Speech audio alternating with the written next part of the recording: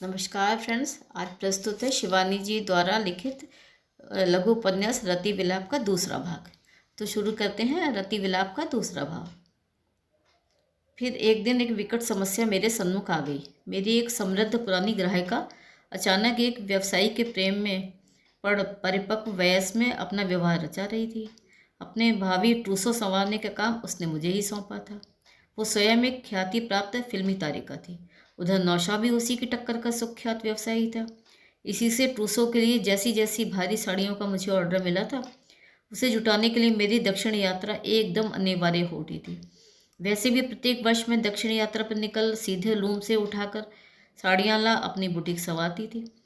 इसी से मेरी साड़ियों में सीधे तंदूर से निकली तंदूरी रोटियों की सी सूंधी मिठास रहती। पर इस बार फजाना बेग ने एक साथ 5 टेम्पल साड़ियाँ मांगी थी। चिंता एक ही थी, पिताजी को किसके पास छोड़ूं। आज तक जब कभी जाती मेरी प्रतिवेशनी रविया बेन पिताजी की ऐसी देखभाल करती कि मैं निश्चिंत होकर घूम घाम यत्न से साड़ियों का मोल भाव करती रही। मेरी इस खोजा मुस्लिम सखी पर पिताजी का भी अनन्य स्नेह था। दिन रात इबादत में डूबी सुमिरनी फेरती उस संस्कार परायणा युवती विधवा के वैधव्य ने उसके गंभीर चेहरे को एक अनोखी आभा से मंडित कर दिया था। मेरे दुर्भाग्य से एक वर्ष पूर्व वो भी अपने राजदूत भाई के पास विदेश चली गई थी। हमारे आसपास के पड़ोसी हमारे लिए होकर भी नहीं के बराबर थे। फिर पिताजी को एक बार दिल का भयानक दौरा भी पड़ चुका था। डॉक्टर ने मुझे एकांत में बुलाकर बार बार चेतावनी दी थी कि उन्हें कभी अकेला न छोड़ूं। कुछ दिन बाहर रहने की बात होती तो शायद मैं इतनी चिंतित न होती, पर जैसे आंचल रंग और काचोबी की मांग मेरी ग्राहका ने की थी, उसके लिए मुझे पूरे दक्षिण का परिभ्रमण करना होगा, ये भी मैं जान गई थी। एक दिन बड़े साहस से मैं पिताजी के कमरे में गई। जैसे भी होगा उन्हें अपनी अनिवार्य यात्रा की सूचना से अवगत करा मैं उनसे हीरा की सेवा स्वीकार करने का वचन लेकर ही रहूँगी। अब तक मेरे लाख कहने पर भी पिताजी ने उसका स्पर्श किया भोजन ग्रहण नहीं किया था। मैं पहुंची और सहसा देरी पर ही ठिठक कर खड़ी रह गई। कंबल से ढकी उनकी अचल देर देख मेरे हाथ पैर ठंडे पड़ गए। डेंचर उतार कर उन्होंने सिरहाने की मेज़ पर कांच के गिलास में धर दिया था। चश्मा उतारने से उनका सिकुड़ा सहस्त्र झुर्रियों से भरा चिपका चेहरा, धसी आंखें और चिड़िया का सा खुला पोपला मुंह देख मुझे अजीब दहशत सी हुई थी। हे भगवान, कहीं कुछ हो तो नहीं गया इन्हें। पहली बार मुझे उन पर अपनी निरीह निर्भरता का बोध हुआ। इतने वर्षों से मैं किसी उदार वटवृक्ष के विराट तने से लिपटी लता की भांति स्वयं अपना अस्तित्व भूल बिसर गई थी। ठीक भी तो था। मेरे लिए तो माता पिता सास ससुर संतान आत्मियों के सारे रिश्ते केवल पिताजी तक ही सीमित रह गए थे। पिताजी, मैं एक प्रकार से चीख सी ही पड़ी थी। क्या हुआ अनु बेटी? वे हड़बड़ा कर उठ बैठे और मैं भागकर उनके पैरों में सिर रखकर सुबकने लगी थी। क्या हुआ अनु, क्यों रो रही हो ऐसे? वे जितनी ही बार मेरी पीठ पर हाथ फेरते उतनी ही बार उनका स्नेह विलगित कंठस्वर मुझे और विवश बना सिसकियों से मेरी देह तोड़कर रख देता। बड़ी देर बाद मैं तटस्थ हुई। मैंने रुमाल से आंखें पोंछी और हंसने की चेष्टा की। पिताजी, आप नींद में ऐसे लग रहे थे जैसे जैसे मैं सहसा सहम कर रुक गई। जो कहना चाह रही थी वो कहती भी कैसे, पर पिताजी सब समझ गए। जैसे मैं मर गया था। क्यों? अब वे ठठाकर हंस पड़े। ओह, डरा दिया मैंने तुझे अनु। पिताजी, अब मैंने दृढ़ स्वर में कहा, मुझे इस बार साड़ियाँ लेने कुछ जल्दी ही जाना होगा। फरजाना बेग का विवाह है ना, बड़ा तगड़ा ऑर्डर हाथ लगा है। सोचती हूँ कल चल दूँ। तो चली जाना अनु, मैंने क्या कभी तुझे आज तक कहीं जाने से रोका है? पिताजी आश्चर्य से मेरी ओर देखकर कहने लगे। क्यों, क्या तबीयत ठीक नहीं है तेरी? कैसी बात करते हैं पिताजी? मैंने कुछ झुंझलाकर ही कहा था। अपनी तबीयत की नहीं, आपकी तबीयत की चिंता मुझे सता रही है। आपको इस बार कैसे अकेले छोड़ूंगी? पिछले साल तो रबिया बहन थी। क्यों, मैं क्या कोई बच्चा हूँ? चिंता तो मुझे तेरी होनी चाहिए। इतनी दूर हर साल इधर उधर भटकती है। ओह समझा, मेरे दिल के दौरों से घबरा रही है क्या? पर निश्चिंत होकर जा अनु बेटी। इतनी बात मेरी गांठ बांध ले, जो मरीज एक बार दिल के ज़बरदस्त दौरे को झेल लेता है उसे फिर कोई चिंता नहीं करनी चाहिए। ऐसा दौरा दिल को और मजबूत बना जाता है। मैं जब भी मरूंगा दिल का दौरा मेरे प्राण नहीं लेगा अनु। कैसी अद्भुत भविष्यवाणी की थी पिताजी ने। फिर मैंने उन्हें अंत तक मना ही लिया था। जैसे भी हो उन्हें हीरा की सेवा स्वीकारनी ही होगी। आपका दृष्टिकोण मेरे लिए सदा ऐसा ही उदार रहा पिताजी। मैं उनके सन्मुख तनकर खड़ी पटापट मुंह लगी बुढ़ापे की इकलौती संतान की ही भांति बहस करने लगी। एक बार का अपराधी जीवन भर का अपराधी बना रहा, ये मैं नहीं मानती। हीरा ने जो भी किया हृदय की कुटिलता से प्रेरित होकर नहीं किया, परिस्थितियां ही उसे अपराधिनी बना गई। आप कहते हैं ना कि अनु तू पूर्व जन्म में मेरी बेटी है, तो समझ लीजिए आपके पूर्व जन्म की एक नहीं दो बेटियां हैं, अनु और हीरा। मेरी इस अंतिम लाड़ दुलार भरी दलील ने उन्हें जीत लिया और इस तरह अनेक तर्क वितर्कों से उन्हें पराजित कर मैं हीरा को अपने संत ससुर की कांपती उंगलियां थमा के दौरे पर निकल गई। इधर उधर भटकते हुए मुझे पूरा महीना बीत गया। लौटने लगी तो बहुमूल्य साड़ियों के साथ हीरा के लिए भी एक गहरे लाल रंग की भड़कीली साड़ी ले ली। मैं जानती थी कि उसे ये शोख रंग बेहद पसंद है। पिताजी के लिए भी मैंने उस बार एक बहुमूल्य उपहार खरीद लिया।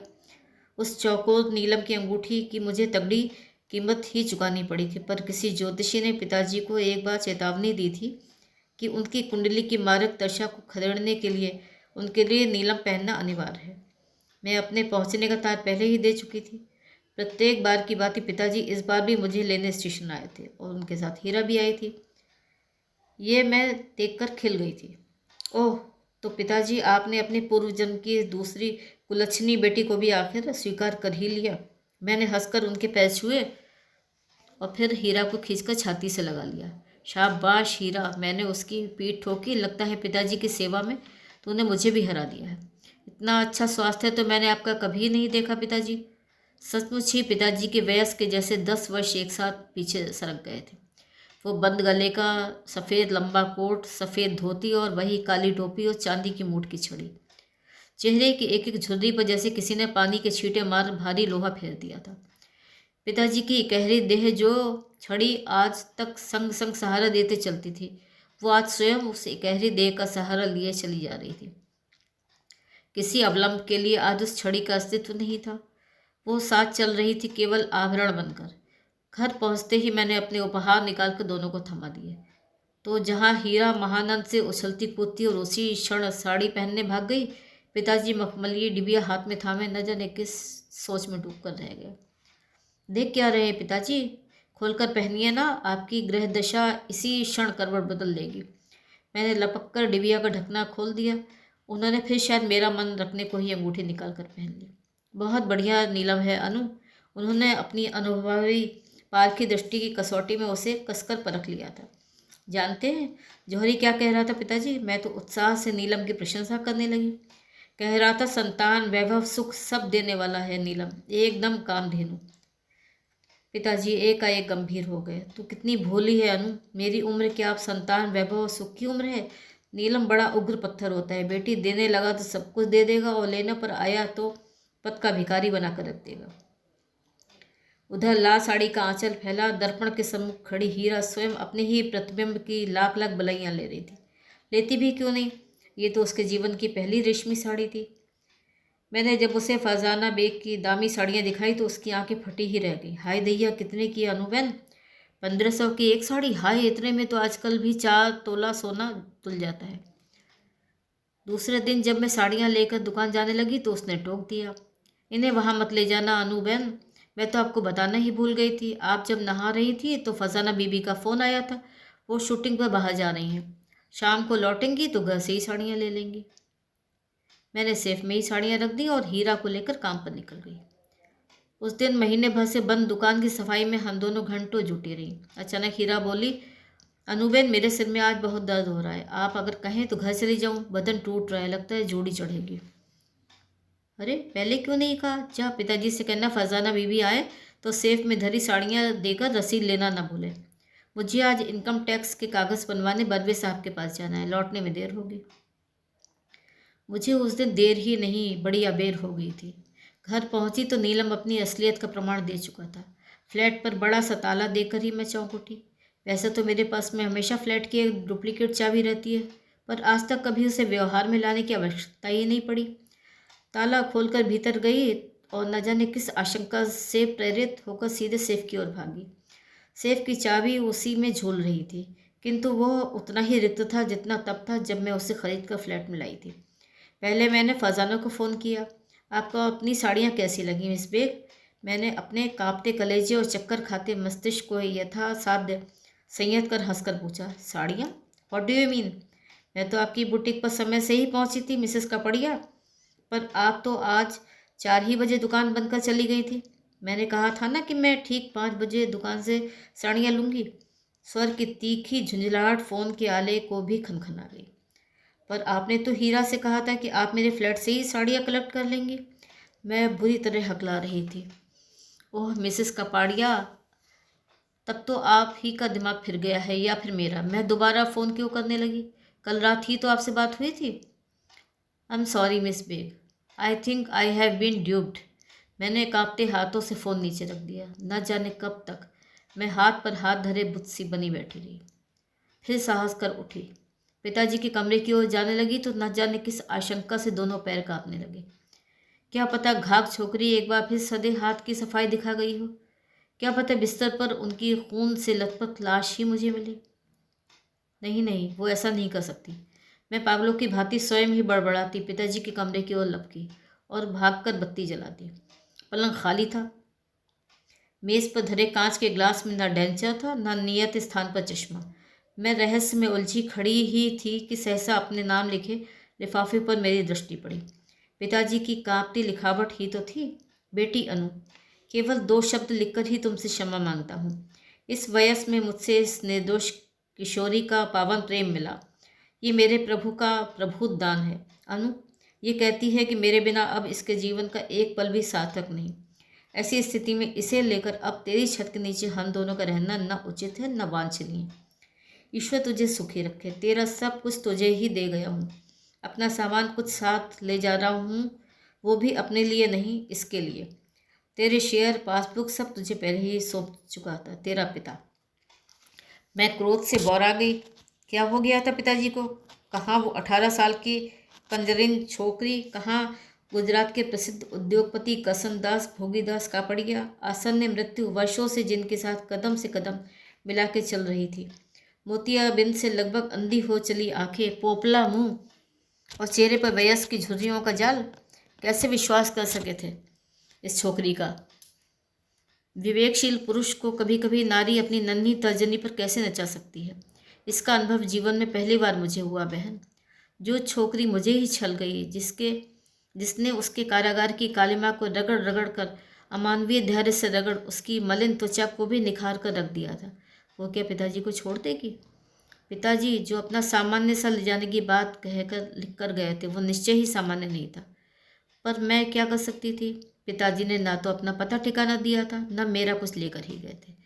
ले गए थे मेरी प्रतिष्ठा, मेरा सुख चैन, मेरे चित्त की सुख शांति और मेरे नीरस जीवन का एकमात्र अविलंब, स्वयं अपना स्नेहमय संरक्षण। किंतु इसमें एक भी वस्तु ऐसी नहीं थी जिसकी रपट लिखाने में संसार का कोई भी थाना तत्परता दिखाता। यदि ऐसा संभव होता तो आज क्या फिर संसार के समस्त बही खाते भी ऐसे असंख्य रपटे लिख पाने में समर्थ हो पाते? 3-4 दिन तक मैं चुपचाप घर में ही पड़ी रही। जीवन में पहली बार मुझे लगा कि मनुष्य का एकांती ही उसका सबसे प्रिय मित्र है। यदि मेरी प्रतिवेशी या मेरे मित्रों की संख्या विस्तृत होती तो क्या उस दिन अपनी उतनी बड़ी लज्जा, अपना उतना बड़ा दुर्भाग्य मैं समाज से छिपा सकती थी? चौथे दिन मैं नित्य की भांति काम पर निकल गई। स्वयं मेरी कर्तव्यपरायणता ही ने मेरा हाथ थाम लिया।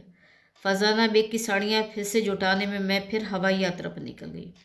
जिस अनजाने आकाश से मैं उड़ती चली जा रही थी, वो न हीरा को पहचानता था, न कसनदास कापड़िया को, न अभागिनी अनसुईया को। इसी तरह 2 महीने निकल गए। लौटते ही मैंने अपना फ्लैट बदल लिया। पुराने फ्लैट की हर दीवार के चूने गारे में बसी अतीत की स्मृतियाँ मेरे लिए असह्य हो उठी थी। एक बार सोचा डॉक्टर नागर के पास जाकर सब कुछ उगलाऊं, पर फिर उन्हीं की चेतावनी ने मेरे पैरों में बेड़ियां डाल दी। जब उस छोकरी को जिद कर साथ लाने गई थी तो उन्होंने मुझे एकांत में स्नेह पगे सीख दी थी। 8 वर्षों से इस जेल की नब्जों को देख रही हूँ अनु, मेरा कहना मान, इसे मत ले जा। इस कोयले की कोठरी की कालिक बड़ी पक्की होती है, समझी? पर कहाँ समझी थी मैं? समझी तो जब चिड़िया खेत चुकर ही नहीं, उजाड़ कर पंख पसार चुकी थी। घोर अशांति में मेरे 3 महीने कट गए। डाक वाला आता तो कांप जाती, तार वाला दिखता तो हाथ पैर थरथराने लगते। क्या पता पिताजी का ही कोई दुसंवाद हो। मेरी अंतर चेतना व्यर्थ ही मन के द्वार नहीं खटखटा रही थी बहन। एक दिन उत्तर प्रदेश के गुप्तचर विभाग के कुछ वरिष्ठ अधिकारी मुझे ढूंढते ढूंढते मेरी बुटीक में ही आ गए। मिसेस अनुसुईया कापड़िया आप ही हैं? जी हाँ, कहिए। मैंने कांपते हाथों से काउंटर की सतह थाम ली। कसनदास कापड़िया आपके कोई आत्मीय थे क्या? मतलब? थे? क्यों? क्या वे? मैं लगभग चीख ही पड़ी थी। I am sorry Mrs Kapadia, पर कल बनारस में रहस्यमय ढंग से उनकी हत्या कर दी गई। पिछले बुधवार को एक होटल में एक युवती के साथ डबल सीटेड रूम लेकर रहने आए थे। परसों बड़ी रात को दोनों सारनाथ घूम कर लौटे। कल सुबह द्वार पर खटखटाने पर भी जब किसी ने नहीं खोला तो तोड़ दिया गया। उनके साथ की युवती लापता थी और खून से लथपथ उनकी लाश पलंग पर पड़ी थी। लगता था हत्या में किसी दूसरे व्यक्ति का भी हाथ है। उनकी एक डायरी में आपका पता मिला, इसी से हम आपको लेने आए हैं। आपको ही अब हमारे साथ चलकर उस लाश की शिनाख्त करनी होगी। मैं फिर उसी दिन की फ्लाइट से उनके साथ बनारस गई। बर्फ की विराट सिल्ली में धरी उनकी निर्जीव देह को देखकर मैं एकदम ही व्योहल हो पड़ी। जिसने इतने वर्षों तक मुझे अपने स्नेह की छाया से ढांक मुझे माँ का वात्सल्य और पिता का संरक्षण दिया, वो आज ऐसा असहाय पड़ा था। ठीक उसी दिन की भांति डेंचरहीन पोपला मुंह मृत पक्षी के चंचू सा आज भी खुला था। तब मैं पिताजी कहकर चीखी थी तो वे हड़बड़ाकर उठ बैठे थे। क्या हुआ अनु बेटी, क्यों रो रही है ऐसे? पर आज जब मैं पिताजी कहकर चीखी तो मुझे पीठ पर हाथ फेर कर ढाढ़स बढ़ाने वाला कोई नहीं था। अनुसुईया उसी शिवालय में बैठी शायद मिली मेरी मैत्री का अवलंब था, पा उसी विवशता से विचलित हो उठी। उसके कपोलों पर आंसुओं की धारा बहती उसका आंचल भिगोने लगी। मंदिर के पट खुल गए थे। कुछ दर्शनार्थी महिलाएं हम दोनों को घूर घूर कर देख रही हैं। विक्षिप्त सी अनुसुईया किसी शून्य क्षितिज को निहारती बिना आंसू के ही बोलती चली जा रही थी। आसपास की घूरती भीड़ की कौतूहली दृष्टि जैसे उसका स्पर्श भी नहीं पा रही थी। मैंने ही उसे फिर हाथ पकड़ पिछवाड़े की ओर खींच लिया। मंदिर का घंटा बजा और उसने सहसा चैतन्य होकर पर्स से रुमाल निकाला, आंखें पोंछी और कहने लगी, हाँ मैंने कहा, यही कसनदास भोगीदास कापड़िया हैं, मेरे ससुर। इनके साथ की युवती का नाम हीरा है। वो एक बार पहले भी हत्या कर चुकी है। दिन भर बयान लिखवाते ही बीत गया। उनकी अंत्येष्टि का दुरूह भार भी मेरे ही दुर्बल कंधों पर आ गिरा। बहू होकर भी मैंने बेटे का कर्तव्य भार निभाया। बहन, मैंने ही उन्हें मुखाग्नि दी। चटकती चिता के अधजले अंगारों को मैं न जाने कब तक देखती रही। कभी पिताजी कहा करते थे, अनु बेटी, गुजराती की कहावत सुनी है तूने? सूरत नु जन्म ने काशी नु मरण। सूरत का खाना और काशी की मृत्यु, ये सौभाग्य बिरले को ही मिलता है। सूरत में तो मेरी ननिहाल थी अनु, वो भी प्रख्यात पटेल वंश में। 36 व्यंजनों का स्वाद अब तक चटोरी जुहा में रिस रिस कर बस गया है। पर काशी की मृत्यु भी क्या मिल सकेगी मुझे? मणिकर्णिका घाट में उस चिता की मिलन ध्रुव रेखा को देख न जाने कैसी विचलित सी हो गई थी। मैं घुटनों में सिर डालकर सुबकने लगी और तभी पीठ पर उस वरिष्ठ पुलिस अधिकारी के हाथ का स्पर्श पा चेतन हुई। धैर्य रखिए मिसेस कापड़िया, कब तक यहाँ बैठे रहेंगी? चलिए आपको होटल छोड़ दूँ। उस अनजान मित्र की कार में ही मैं फिर होटल चली आई। मैं बम्बई लौट आई, पर लगता था गुप्तचर विभाग उस छोकरी को अपने सतर्क घेरे में अंत तक बांध नहीं पाया। वन्य हरणी सी ही सधी कुलाचे भरती वो किसी गहन अरण्य में खो गई। पर फिर मैंने ही उसे एक दिन ढूंढ लिया। पिताजी की मृत्यु को 2 वर्ष बीत चुके थे। मैंने अपनी बुटीक से लगा एक छोटा सा रेस्टोरेंट भी खरीद लिया था। दिन भर न जाने कब बीत जाता। रात को थककर चूर लौटती और चुपचाप आकर सो जाती। पिछले महीने किसी काम से दिल्ली जाना पड़ा। एक प्रख्यात होटल में खाना खा रही थी कि सामने की मेज़ पर एक जोड़ा दिखा। गोरा लंबा युवक चमचमाती सस्ती रुचि का सूट पहने बड़े मनोयोग से मेन्यू पढ़ रहा था। उसकी सहचरी की पीठ ही मुझे दिख पाई, किंतु उस पीठ पर फैले आंचल को पहचानने में मुझे कोई कष्ट नहीं हुआ। ये उसी साड़ी का आंचल था जिसे विवाह के दिन फरजाना बेग की पीठ पर फैलना था। उस साड़ी को तो मैंने सीधे लूम से उतार कर उसकी सुनहरी जरी की एक एक जामदानी बनावट सूंघी परखी थी। मैंने फिर घूर कर देखा। मेरा अनुमान सही ही था, वही थी। शरीर 2 वर्षों में और भर गया था, किंतु ठोड़ी के त्रिकोणी गोदने से लेकर उस विलासी अधरों की कामातुर ढलान में कोई भी अंतर नहीं आया था। दोनों बड़े ही चाव से रोस्ट मुर्ग की टांग चिचोड़ रहे थे कि उनके साथ का बालक हाथ में एक विषबोन लिए मेरी मेज़ पर लपक आया। मुझे जैसे किसी ने कील ठोक कर गुदगुदी कुर्सी पर गाड़ दिया था। वो गुलगोथना गोरा चिट्टा बालक अब एकदम ही मेरे पास आकर मुझे देखने लगा, जैसे मुझे पहचान रहा हो। मेरी पुतलियां एक पल को स्थिर हो गईं। इन आंखों को तो मैं भी पहचानती थी। पिताजी की सी ही स्नेह विलगित दृष्टि, वैसे ही वात्सल्य और वही गंभीर मुख मुद्रा। एक पल भी वो और खड़ा रहता तो मैं निश्चय ही पिताजी कहकर चीख पड़ती। अचानक उसकी माँ उसे अपने पास न देखकर इधर उधर देखने लगी। फिर हमारी आंखें परस्पर टकराई। उफ, कैसा घातक टकराव था वो। लगता था हम दोनों को ही एक दूसरे की उपस्थिति सहसा सुन्न कर गई है। फिर उसके रक्त शून्य चेहरे की कुटिलता उभरी। चील की भांति झपट्टा मारकर उसने बच्चे को उठाया और साथ ही युवक को लगभग खींचती तेजी से बाहर निकल गई। और मूर्ख, तू बैठी ही रह गई, चीख कर पकड़ क्यों नहीं लिया उसे? मैं उत्तेजित होकर अनसुईया को ऐसे झंझोड़ने लगी जैसे जघन्य अपराध कर अपराधिनी ताज़े खून से रंगस गंडासा लिए उस क्षण भी मृत कसनदास के सिरहाने खड़ी हो। मैं चीखती कैसे पगली? अनसुईया के करुण भीगी हंसी ने मेरा मुंह फिर बंद कर दिया। क्षण भर पहले मेरा नन्हा देवर मुझसे अपनी उन परिचित आंखों के भिक्षा पात्र से दया की भीख जो मांग रहा था। वो हंसकर उठ गई। बाप रे बाप, कितनी देर हो गई, 6 बज गए, 7 बजे मेरी गाड़ी छूटती है। मुझे एक बार अपने आलिंगन में बांध मेरी वो रहस्यमयी सखी फिर त्वरित विदा का रुमाल हिलाती तेजी से चली गई। कितनी मूर्ख थी हम दोनों। न उसने मेरा पता लिया, न मैंने। हम दोनों ही एक बार फिर इस विराट विश्व की अंधी भूल भुलैया में भटकने को बिछुड़ गई थी। एक लंबी सांस खींचकर मैं उसके भागते रिक्शा के घूमते पहिए को देखती रही। फिर वो भी ओझल हो गया। आश्रम के महाकाल के त्रिनेत्र ने सचमुच ही उस सुदर्शन कंदर्प को भस्म कर दिया था। अब तो रह गई थी रति विलाप की करुण गूंज, जो शायद जीवन भर रह रहकर मेरे कानों में गूंजती रहेगी। नमस्कार, तो ये थी आज की कहानी रति विलाप का दूसरा भाग, दूसरा और अंतिम भाग। आशा है आपको कहानी पसंद आई होगी, और अगर पसंद आई हो तो मेरे चैनल को सब्सक्राइब ज़रूर करिएगा।